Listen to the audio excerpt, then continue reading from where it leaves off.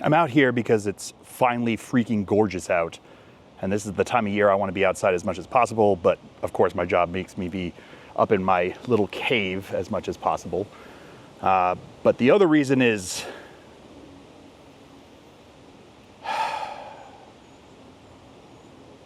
anyway.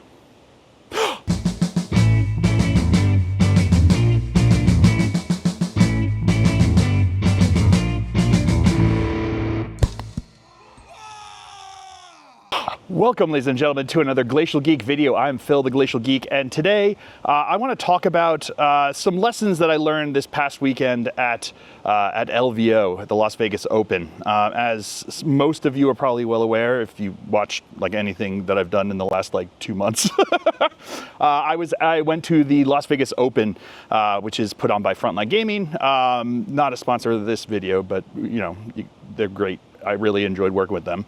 But their event that they put on, Las Vegas Open, this was the second one this year. This was Las Vegas 2 Electric Boogaloo. And I thoroughly enjoyed my time there. I always do. LVO is one of my favorite tournaments and conventions that I go to every year. I've been going since 2018, so it's kind of nuts to think about that I've got a pretty long history of going there. I've met some incredible people through it, and I've been able to do some incredible things, and I always thoroughly enjoy my time there. And I've talked about why I really like it before in other videos, and I'm not going to get into the specifics why I keep going. But what I would like to talk about today is I'd like to talk about some things that I learned while being there this time, because this felt like a pretty good learning experience for me, and in the good way, in a lot of the good way. So I think what I want to do is just kind of talk about things, and it's going to be part game, it's going to be part just the experience and personhood and whatnot. So you buckle up and enjoy the ride with Phil here. So one of the first things that I realized when I went to LVO this year was that to me, the location of the Las Vegas Open means very little to my ability to enjoy my experience there. So this is the second time that I've been part of a move with the event.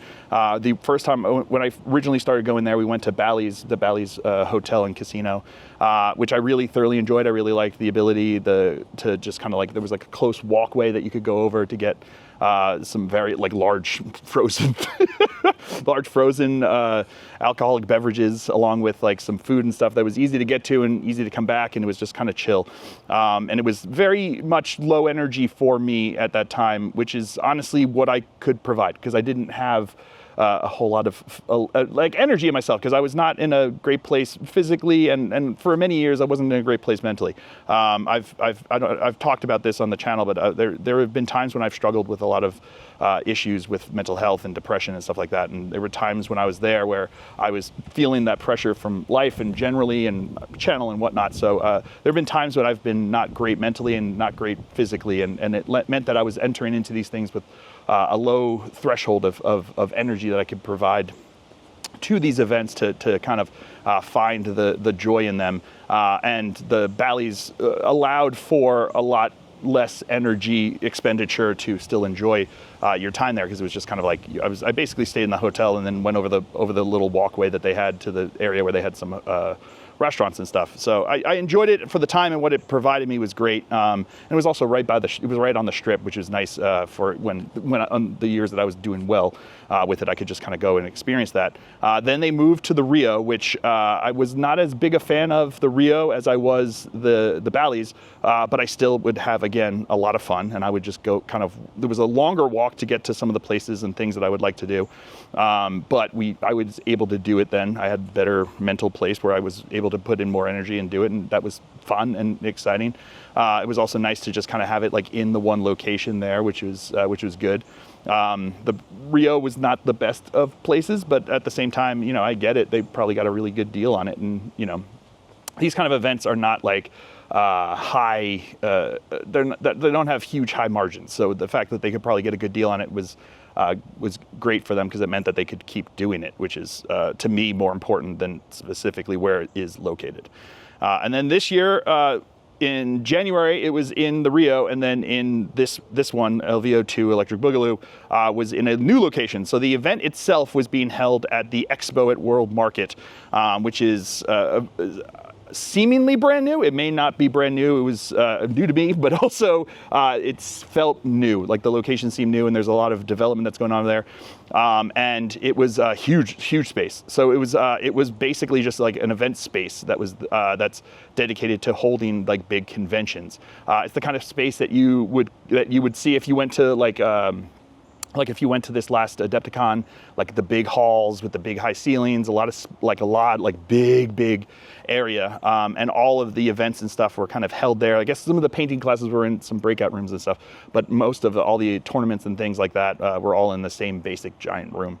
And it was nice. I really liked it. I liked the fact that it was kind of separated from the casino. I meant the air quality was better. So I actually left not feeling quite as hoarse. I know my voice was pretty shot at the beginning of this week, but it's recovered now when I'm recording this, and that means that it's better than it has been in years past. So I enjoyed the venue. I think having everything in the same space was really cool because you didn't have to like wander and explore to go find the different places. You could see all the people doing their cool things, and you see like these cool boards that are being used for different events that were happening, and you just had the sense that it felt like the community was all together there. You didn't have like people weren't sectioned off in their own little like cubicles of nerddom. Like we were all there, we were all enjoying it. So it didn't matter if you were in the 40K Champs or if you were in like Marvel Crisis Protocol. And you were all in the same space, and you can enjoy each other's company, see what each other was doing, and even if you didn't necessarily interact with the people from the different tournaments and stuff as much as you would the ones that you were involved in, you still got a sense of it. You still felt like you were in a place. So I think the new venue is a marked improvement in the actual event happening itself. I really like that. It was separated from the hotel. The hotel that they worked with was the Golden Nugget, which was approximately, I guess, about a mile away. But I never walked it myself. I would either take Uber, but they had a shuttle service that was going during most of the days, which was nice. And it wasn't just like I was a bit worried about that system because I was like, the mornings are going to be ridiculous when everyone's trying to get from the hotel to the event for the tournaments to start.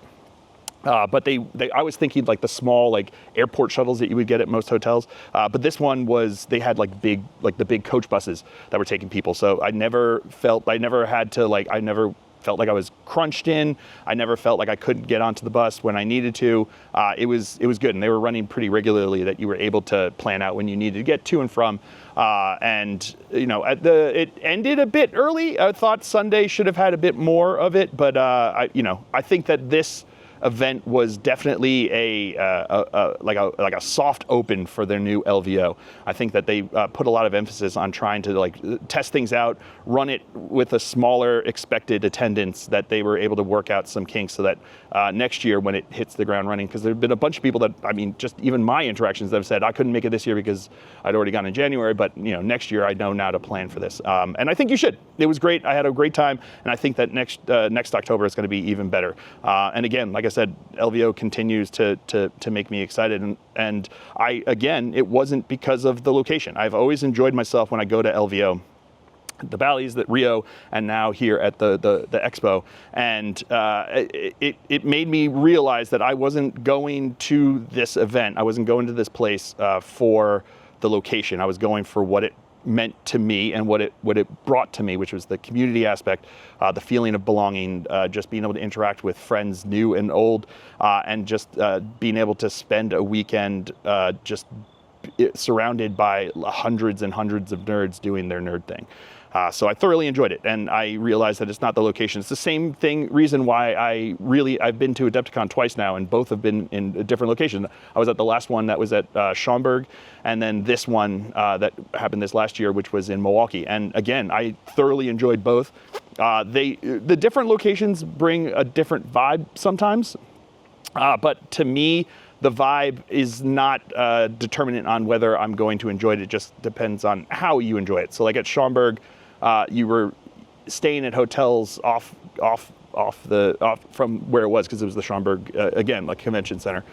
So you were off in different places, and you would kind of have, we had, like when we went, the Army Painter had basically we had rented a van that we shuttled back and forth. So a lot of the socializing happened in the hall there.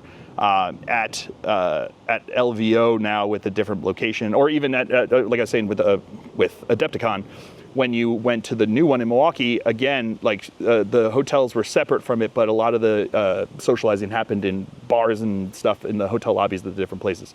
So to me, it was like, again, a slightly different vibe, but thoroughly enjoyable.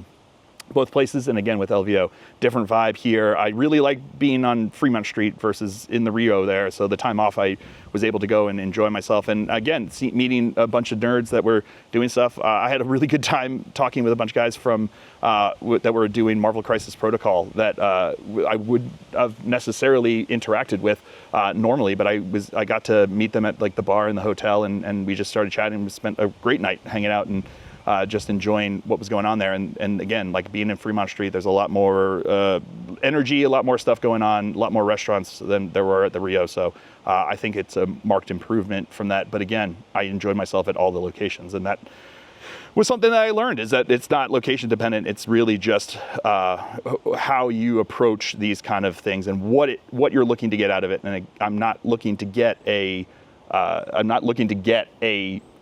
destination out of this. I'm looking to get the enjoyment of being with my fellow nerds and enjoy the weekend. Next thing I learned is that I really like my Space Wolves, which is good to know because I've put in a lot of work into them. And I was putting in just so much time. Like the Tuesday before I left, I did not sleep that night. I worked straight through the night, got my stuff together, and went off to the airport to fly out. And I was just out of my gourd. I was exhausted, and when I got there, I didn't even get to sleep then. I had to help set up the booth and be there throughout it.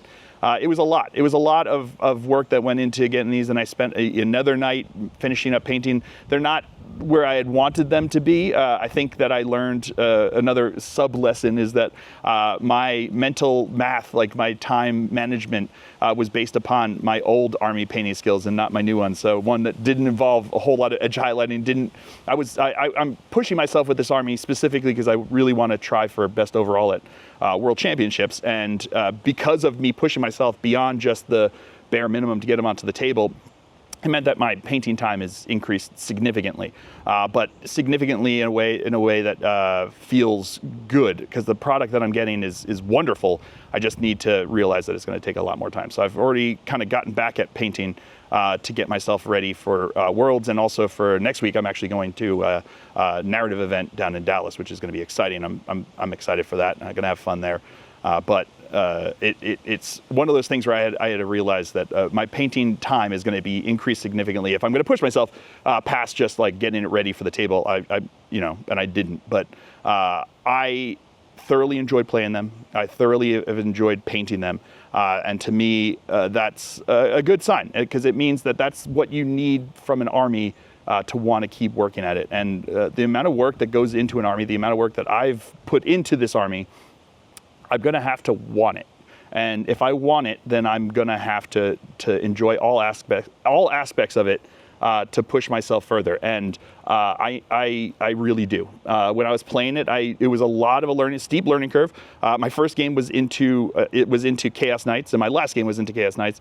Those were pretty hard learning lessons. I played against 2 Adeptus Custodes, and the second one I did better at because I won. I was able to figure it out.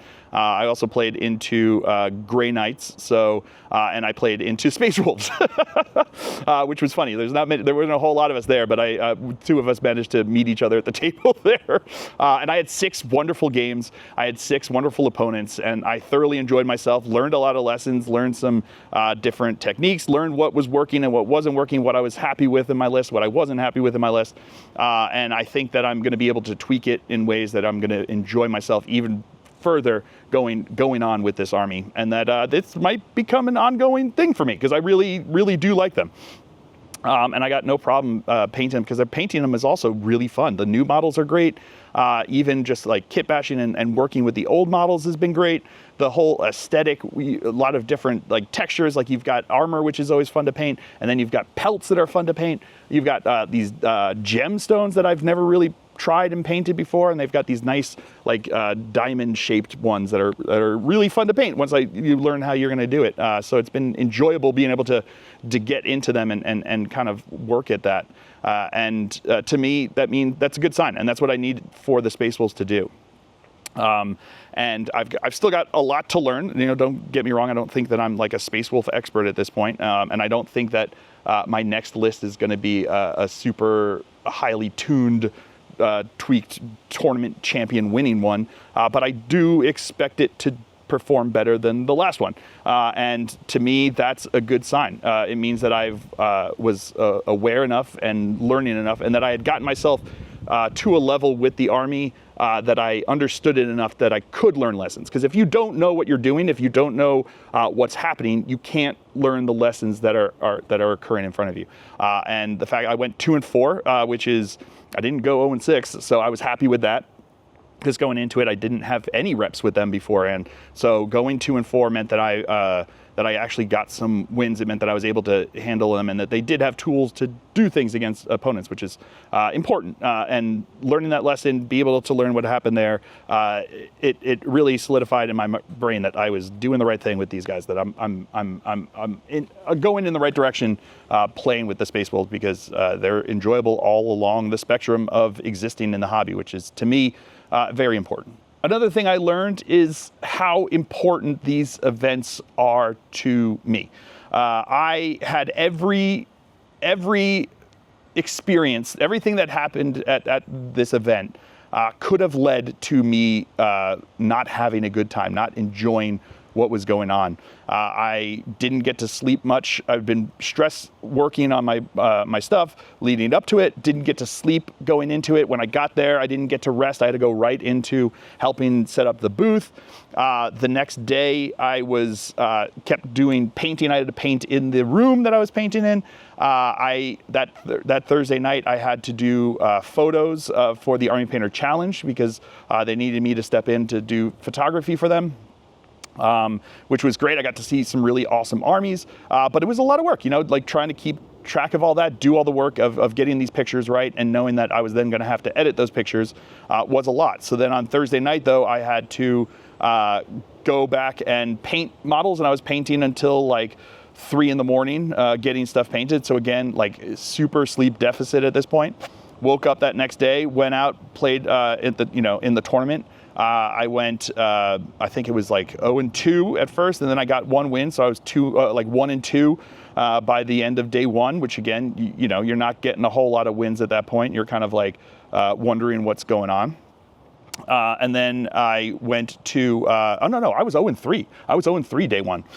So, I haven't gotten a win in there. Still worried that I made a big mistake by doing this, what was going on with it. I was learning some lessons, and I was thinking about things and tweaking how I'd approach things. But I was there with, no wins. And then I had to go back to my room again to edit photos. And I was editing photos until 1:30 in the morning. So I'm exhausted, not getting sleep, not doing well in the tournament, not being able to thoroughly fully enjoy what's going on. Went back the next day. I did get 2 wins, which was good, but ended up, like I said, 2 and 4, which is, there have been times when that wouldn't have been as happy, experience for me. And I had to keep working at the booth, had to help with breakdown on Sunday, but I had an amazing time throughout it all. It didn't matter if I was editing the pictures, it didn't matter if I was painting in the booth, it didn't matter if I was losing games. I was having a blast. And I realized what it was that these events fill me with so much just emotional energy that I've kind of grown to need it, because it's one of those things where I'm working in my little cubicle, making these videos, putting them out there into the world, and it feels sometimes like you're screaming out into the void. That what you're doing is nothing. That there's no one there. That there's nothing. Like, what's the point of what it is that you do? Going to these events reminds you that this is why you do it. I got to meet some amazing new people. I got to experience and do some new things. Like, I got to go speak up on stage, interviewed by Stephen Box from Vanguard Tactics at the Live Lounge, and talk about the importance of finding joy in the hobby and the importance of what it takes to approach going to a tournament for one of the first times ever, and what you need to kind of like think about. I got to go and present the awards for the Army Painter Challenge, which was amazing and awesome to be able to stand on stage and applaud all the people that did some amazing work, making some amazing looking armies that inspired me to push myself even further with my Space Wolves. Basically, all told, I had a wonderful time. I got very little sleep. I never really got much sleep at all, but it was fine. I was able to power through because I was getting so much energy from all the people I was interacting with. I had so many people come up as well, and thank you very much. Putting this out there, always feel like you can come up and say hi to me. I don't care if I'm out at Fremont Street. I don't care if I am walking to a table for my tournament. I don't care if I'm in the booth. Come up and say hi to me, and please. It feels so good to realize that there are people out there that are seeing this and they're hearing this, because it means a lot. I had a gentleman come up to me and tell me how I was, like, my video encouraging him to go to Adepticon was the reason he went to Adepticon, and he had a wonderful time, and he was continuing to go to these. He had a blast, he said, and it was because I encouraged him to do it. And I'm not gonna lie, I need to hear that sometimes, because sometimes it feels like, why am I doing this? And that's why. That's why I do it. And that's why I'm doing this, like trying to tell you like the lessons that I learned from this and the importance that these events have. I got to shake hands with so many people, meet so many people from around the world, and just had a wonderful, wonderful time. And the energy that I got out of it has really just energized me to want to do more. I mean, the fact that I went back and already started painting this quick after, like, granted, I have to with the things coming up, but it also, I wanted to get in there. I was excited to go in there. I'm excited to go play more. I'm excited to be at more events, see more people, be able to have fun. And again, like I said, I've said a lot of times how important it is to find the joy in the hobby. And to me, an important part of that joy comes from going to these events, feeling that community, feeling that place where I belong, and feeling that mutual appreciation that we can all have for each other. Because there's a lot of stuff going on in the world right now that is just dividing us just down to like our molecule level. And there's so many barriers between us as human beings that you go to these events and you get to see people, you get to interact with people, and you get to have fun meeting each other and appreciating each other on the fact that you're just a bunch of giant nerds and having fun playing with your plastic dolls. And that's okay. And it's not just okay, it's something that people will go out of their way to do at a location like halfway around the world. And that's important to me, is that it brings validation to what it is that we do, and it brings validation to me for what it is that I do. And sometimes we need that. Like, as much as a lot of people can pretend like they're lone wolves and they don't need other people to feel like they've got this purpose. It's like, well, I mean, I guess maybe maybe that's true for you. I doubt it, if I'm being honest. I've never felt like I don't need other people. I've always felt like I am stronger because of relationships. I've always felt stronger because of my friends, because of my family, because of my wife. I'm stronger because of the people that I work with, stronger because of the people that I just game with, stronger because of the communities that I'm involved with. I am who I am. In large part because of the people that I've had the pleasure of being with and associating with, and that going there and feeling that validation and feeling that renewal of self that these things bring is important to me, and it makes me want to do more. And I will do more, because that's at a certain point, like I said, I got to put my money where my mouth is. If I tell you to go and find your joy and pursue your joy, I need to do the same for myself. And I'm in a privileged place where I can do a lot of this, and it's important that if you can, you should. If this was going to put me and my family in a place where we were going to be unable to do it, then you make that decision not to, because you have to, prioritize stuff. But for me, I'm in a place where I can, so I will. And I want every single person that sees me at an event to come up and say hi, come up and shake my hand. That's all I need. Just say, hey, Phil, nice to see you. Even if you don't like the videos, just say hi. But if you do like the videos, say hi to me and tell me you like the videos.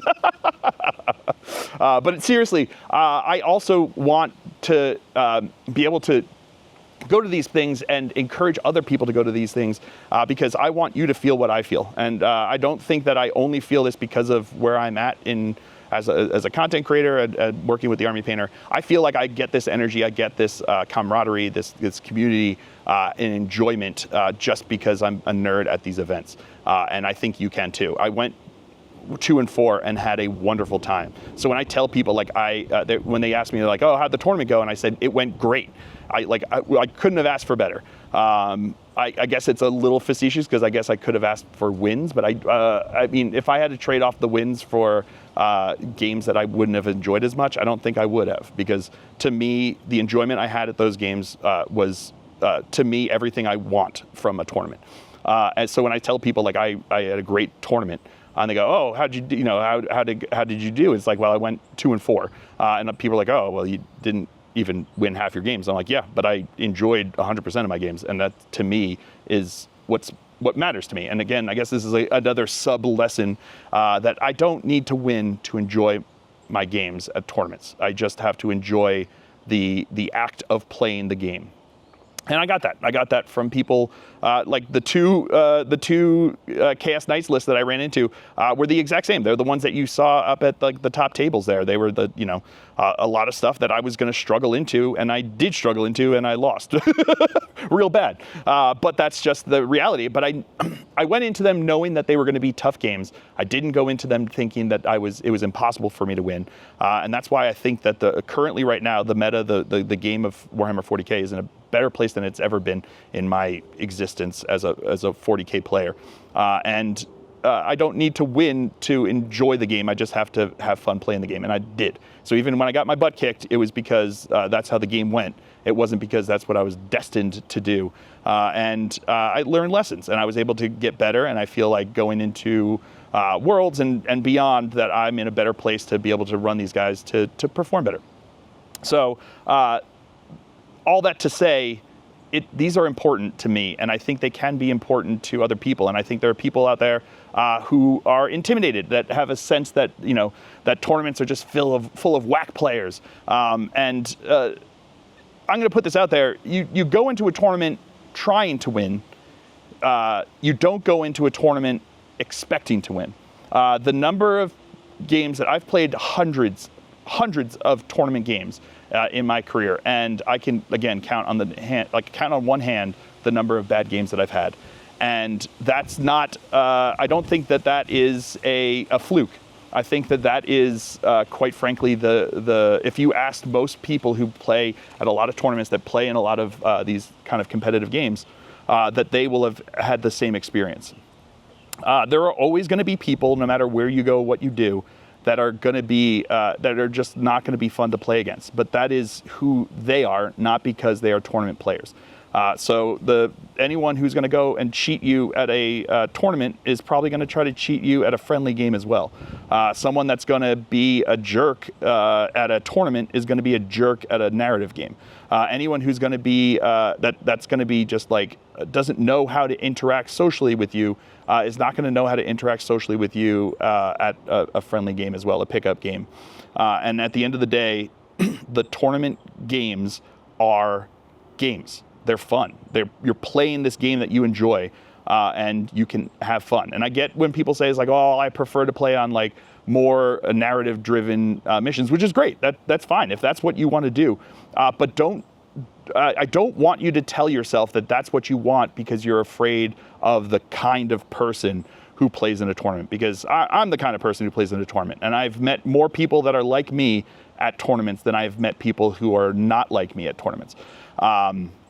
Most of the people that I run into at these tournaments, even the top players, are trying to win, but their enjoyment of the tournament is not based upon simply winning. For instance, I was there playing. I saw Scary at LVO, and I love that man. The man is an incredible person. If you don't know Scary, please go check out his channel. He's an amazing guy who's made it a goal this year to try to top the ITC for the season, and he's currently number 2 after LVO. But that man is just a ball of enjoyment and a ball of just wonderful human being. And he made a great run at LVO, and this is after making a great run at LGT. He's coming there the week later, and he went there and he made it to the top 8 and played in the quarterfinals there. The semifinals, I can't remember, quarterfinals, I think it's quarterfinals. Played in the quarterfinals, and he ended up losing, but even after that, he was still just like a happy guy and a wonderful person to interact with. He's trying to win. He has a goal to win the ITC at the end of the season, but he still is there to have fun playing games, and it's probably more work for him playing those games than would be necessarily, for me, because I'm not looking to try to win it all. But it doesn't change who he is as a person, and it doesn't change how he interacts with people based upon that. So, again, more people that I meet are like that, are just happy to be playing this game that we enjoy. They may know the rules, and they may be trying to play by the rules better than necessarily some other people. But that's what they want to do. They want to play the game, and they want to have fun and try to win, because you should too. Even if you're at the bottom table, you should still try to win, even if you don't. That's the whole point, is that you try to win, you don't expect to win, and you don't place your enjoyment of your experience upon it's based upon how much you won. So I had a wonderful experience at this tournament. I wouldn't ask for anything more, and I went 2-4. So I had a losing record, but I had a wonderful experience, and to me that was a successful tournament. And I think that most people going into this have the same thing. I've talked to people that did go 0-6, and they just had a wonderful time, and they had a great time just playing there, rolling dice, and getting to be a nerd for the entire weekend. When else are you really going to be able to play 6 games of Warhammer 40K in quick succession like that?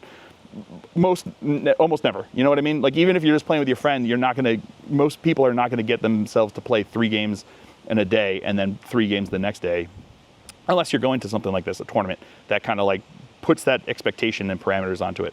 So I want people to understand that these events and what you're doing here is not going to be, your enjoyment of it is not going to be determined by someone else being a whack player, someone else being a jerk. Those stories get spread really far, because when I say I had a great tournament, had 6 wonderful opponents, went 2-4, people are like, cool, that's great, that's fun. It doesn't become a Reddit post. It doesn't become something that people are going to comment about in videos, drama videos. That's not going to become something that people are going to talk about further in Facebook posts or Instagram posts or anything like that. It just becomes like, that's great, enjoy. What will get talked about is the one game that someone had a bad opponent. Then that bad opponent is a bad opponent. It wasn't because they were a tournament player that they had a bad opponent. They were a bad opponent no matter what's going on. And those become stories. Those become Reddit posts. Those become, fodder for drama, clickbait, rage bait videos on YouTube. Those become, subjects for thousands and thousands of comment sections around the internet. And then people go, well, that's just your typical tournament experience.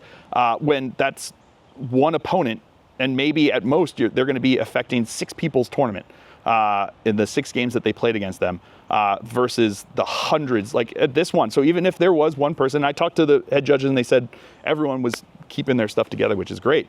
They said it was a really smooth running tournament. They had gotten heads up from people around the world saying keep an eye on this person. They're known to be kind of a jerk, and they kept their stuff together, which is great. But even if there was one person in there that was causing problems and making someone's life a misery, they would have affected 6 games, the 6 games that they played. And there were thousands of games played of 40K in that one tournament alone. You've got like 570 people playing 6 games each. That's what is that? That's 3,000 3,000 and change games of 40K that were played that weekend, and 6 of them would have been ruined by that one bad opponent. 6 out of 3,000. You're talking about a minuscule percentage of games that were ruined by one bad opponent. And I get that could taint someone's experience at the tournament, but that's, again, 6 people that had a tournament kind of ruined or upset to them by that one person versus the hundreds that went there. So the odds of you being paired up into them, the odds of you having to play that game, and the odds of them getting to that point are so small that if that's what's keeping you from enjoying and going to a tournament, don't. It's sort of like not wanting to go to the beach because of shark attacks, where it's like the number of people that get bit in the ocean is so minuscule compared to the number of people that go into the ocean. The odds are so small that it's not worth keeping you from enjoying it. Maybe you don't go swimming with the sharks. There were sharks at the Golden Nugget, which was cool. Apropos of nothing, welcome to my brain. Don't let those things keep you from enjoying it. It's like, understanding that like there are people that, the more people die from cows than they do sharks. So if sharks are keeping you from swimming in the ocean, then maybe you should not go into, the fields, because there may be a cow there that's like looking to get you. Or bees kill people, doesn't mean that you can't go smell a flower. Don't let the vanishingly small number of bad tournament experiences that get blown into just massive proportions by rage bait YouTube videos and comment sections keep you from going and enjoying something that you could absolutely find just so much fulfillment. Because they really are so important to me and my enjoyment of this hobby that I want you to be able to experience that too, because it might be for you too, and then it opens up other doors, like getting you to, like I said, like I come from the 40K champs, I'm going to be going to a narrative event, and then I'm going to go back to the world championships. Like I'm bouncing back and forth between all these because I enjoy playing the game, and that to me is what is fun. So don't restrict yourself because of the stories you've heard. And don't restrict yourself from one bad experience. Like I said, I've had bad games. I've had bad opponents, but the number is like vanishingly minuscule compared to the number of good opponents that I've had. And I might remember them because they stick out as the outlier. And the fact that I can remember them versus every single good game I've had is indicative of the fact that they are the outlier. They are the thing that stands in contrast to my usual tournament experience. And I want you to be able to do that too. I want you to have that fun. So that's a lesson for you. As a part lesson for you from my lesson of knowing how important these things are and how enjoyable they are, that you should not hold yourself back because of perceived, someone else's blown out experience and a perception that's what you're going to face. And I have friends who think that same thing. They're like, I don't want to do tournaments because, the players that go there. I'm like, I'm the players that go there.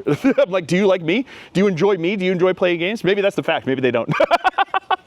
But like, if you think that I seem like a cool guy, I'm the kind of person who goes to these tournaments. I find more people that are like me at these tournaments than I find people that are not.